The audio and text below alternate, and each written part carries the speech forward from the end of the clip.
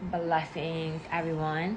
So I am making this video right now because I am sharing some things that I have learned my time being in the wilderness. And yes, I am still in my wilderness season right now, my Job season, as you would call it, with the Lord. And these are some things that I've learned during my time here that I feel are really, really, really, really important, and that I feel like others should. So the first one is obedience, right? I feel like that word is thrown around a lot, but I feel like people really don't understand how important it is to be obedient and what God is telling you to do or what He is telling you to say, right? So we know with obedience comes favor, and with obedience comes more protection from the Lord. And once you give your life over to the Lord, you surrender your life over to Him, He expects you to walk in full obedience, especially when you start moving up off of the milk stage and you are maturing in Christ. He expects you to know that you should not do certain things anymore. You cannot speak a certain way anymore. You cannot be certain places anymore. And that requires obedience, right? That requires you listening. So we must take heed to that, and we must be obedient. As it says in Deuteronomy 28, it speaks about being obedient, the top half, the blessings that come with it, and the bottom half, the curses that come with being disobedient. And those curses are true. I have a video on my page speaking about some things I had to recently experience with being disobedient. So please be obedient. So the next one is sacrificing, right? We need to be willing to sacrifice our time. We need to be willing to sacrifice certain people, places, and things that the Lord may require us to give up on our journey with the Lord. And not only that, but our walk is being selfless, right? Like a lot of times we forget that we are on our walk because the Lord is using us as a vessel to help save souls for His kingdom. Meaning we cannot be in our feelings, and we cannot think that everything is about us, right? Sometimes the Lord will place us in positions. He'll move us to certain places because we are assigned to someone. So we have to put our feelings to the side. We have to put, how we feel to the side, and understand that we are here to help save souls for the kingdom, and it's not always about us. Now, when the Lord pulls us away from people, places, and things, we are not to look back, right? If we look back at these things, there will also be consequences for us looking back. We may not turn into a pillar of salt, right? But there still will be consequences that we will have to reap because we tried to go back. I just recently tried to go back to a place that the Lord delivered me from, a state that He delivered me from, and there was nothing but poverty there. There was nothing but drama, chaos. No one is wanting to do better for themselves, right? Like, it's a black cloud over this area, right? And I'm not assigned to that place. I'm sure He will raise someone up to be assigned to that place and take back His territory, but that was not for me. So I experienced a whole bunch of chaos for looking back and going back to that place. Once He takes you away from these people, places, and things, it's all for your good, for your protection, right? Don't look back. There's nothing back there for you. The next one is being content and being grateful for whatever the Lord decides He wants to bless you with, right? Be content in whatever the Lord gives you in your season, right? Like the Israelites, right? They were complaining about everything. They were complaining about the food. They were complaining about being thirsty. They were complaining about, having to just go through certain things that the Lord was allowing them to go through, right? And we know that when the Lord allows us to go through certain things, it's to strengthen us, right? And it's to produce the oil that He has in us, right? And sometimes we may not like it, right? But we are to still show gratitude and be grateful because it can always be worse.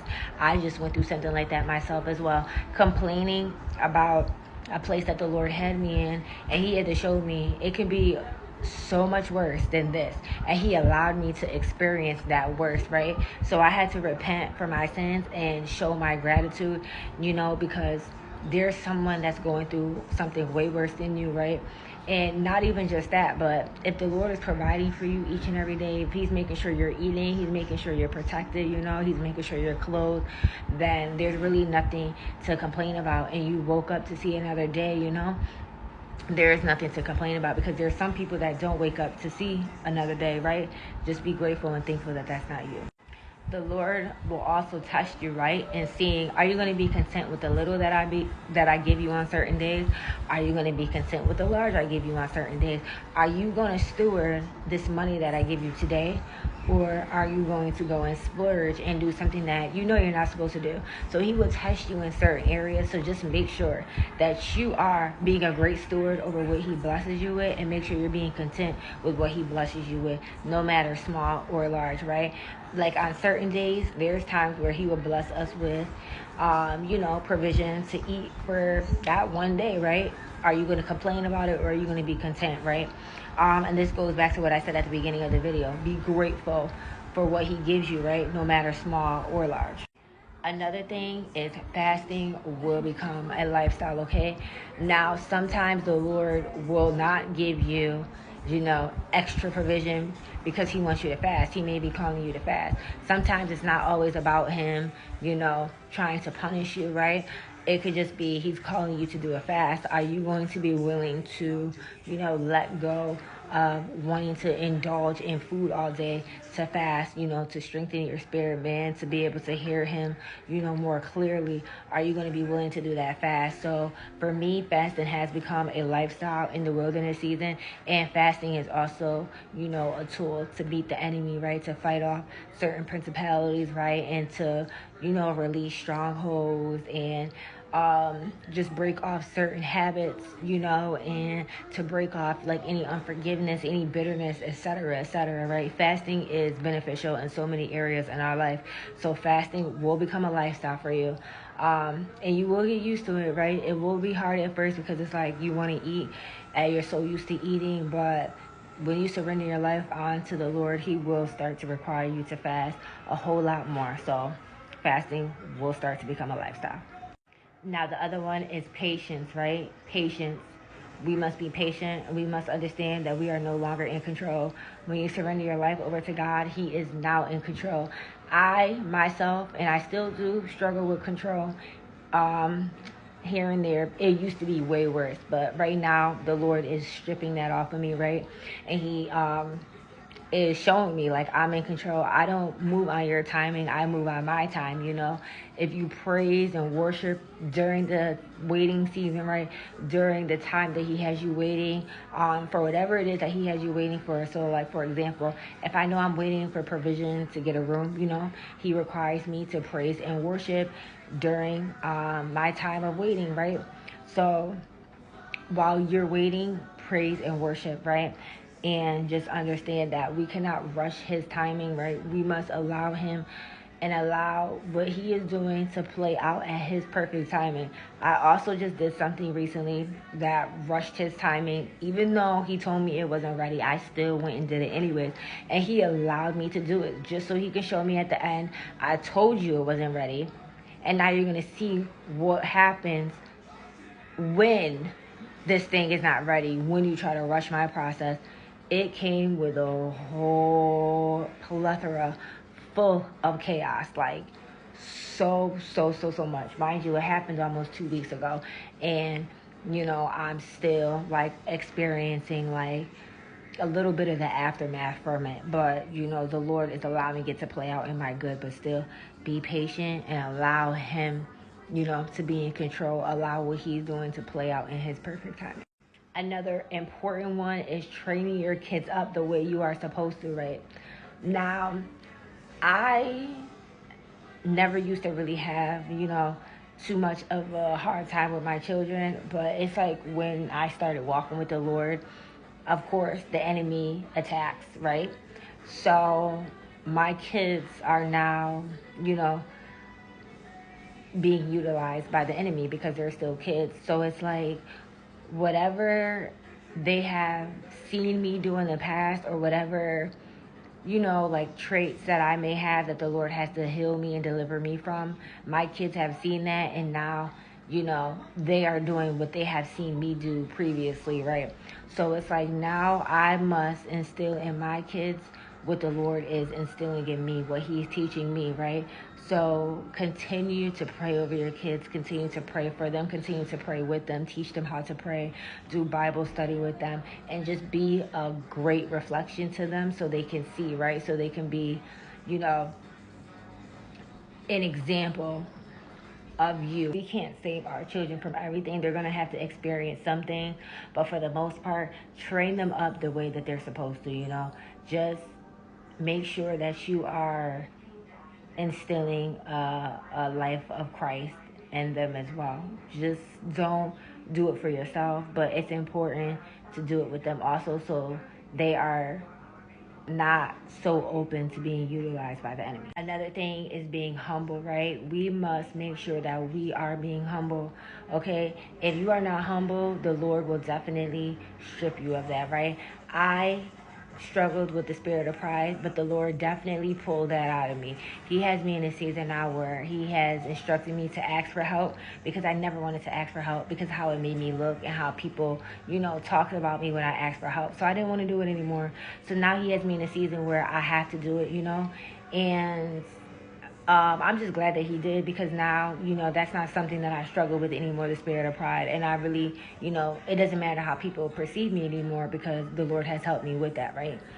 Being prideful, I feel like, is just a dangerous thing to be, right? Because you will feel like you're above other people, right? You will feel like in times where you really need help, you'll be so prideful to where you won't want to ask for help, right? There was times where I knew me and my children needed things to eat, right?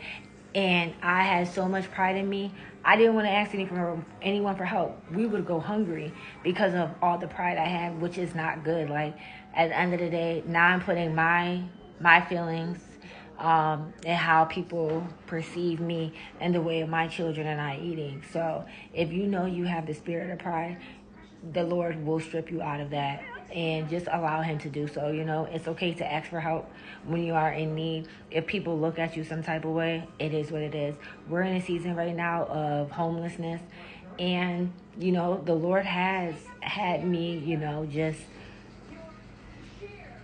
out here looking crazy, and not crazy in a bad way, but it's like I had to stop caring about how people perceive me and how I look to people. Like, this is a temporary season at the end of the day. So if you know this is temporary, if like, what I promised you, you're going to have better than this. Why do you care what people think about you, And another thing, which I'm going to make a separate video about this, is having a routine and sticking to a routine, right? Now, of course, with the Lord, He will not have us being on too much of a consistent routine, because He doesn't want the enemy to be able to figure us out. But at the end of the day, a routine as far as, waking up and spending time with Him, in the wee hours of the night, if He's trying to wake you up. Like, for me, I do struggle with that, but the Lord does, He takes that very serious. So it's like, you can't want better for yourself, and you're not even trying to at least, stick to a routine. Like it says in Proverbs 31 also, the Proverbs 31 woman, like, she has a routine. Like, she wakes up, before her family wakes up in the middle of the night. She's praying, she is sticking to her work. She is being diligent, like, with her work. She's hardworking. And if you don't have a routine, it's like you're just going with the flow. That's not really productive, because at the end of the day, you could just be doing things that you think are productive and they're really not productive. Like, you could just be being a busybody and you're not really being busy doing anything. You're doing nothing. So it's just very important to make sure that you are sticking to a routine that the Lord is trying to, give you, and just be consistent with that routine, right? And if He switches that routine up, just make sure you're consistent with that routine as well. But it's just having a routine. Praying for your enemies. This is an important one, right? So we know that the battle is not against flesh and blood, but it's against principalities. We are to continue to still pray for our enemies if the Lord tells you to do so. So we know that people will come up against us, and some people may be being utilized and be unaware of it. They may not know. And if the Lord requires you to pray for them, you are to still pray for them, right? We are to be forgiving, because the Lord continues to forgive us each and every day. I've done things in the past couple of weeks that the Lord forgave me for. He didn't hold it against me. And if He did, I would be schooled, okay? my 2 children and I. But the Lord still forgave me, right? There were still consequences, but he still forgave me. So we are to still pray for our enemies, forgive our enemies, and allow the Lord to deal with them, because the Lord fights our battles. We are not God. We cannot judge. We cannot, do anything to anyone. That's all God's job, and he will do it. So just make sure you pray for your enemies. Job prayed for his enemies, and after he did that, that's when the Lord released, his double fold, his triple fold, because he seen that he was forgiving, right? So we are to be forgiving, and we are to pray for those that the Lord calls us to pray for, even if they come up against us, right? We are to still be meek. We are still to be kind, Of course, have boundaries. Don't let people walk all over you. But if he requires you to pray for that person that just came up against you 5 minutes ago, you are to do so. Because like I said, some people are being utilized and don't even know. They're unaware of it. Just like at one point in time, we were being utilized and we were unaware of it, right? The Lord still forgave us. So we are to do the same for people as well.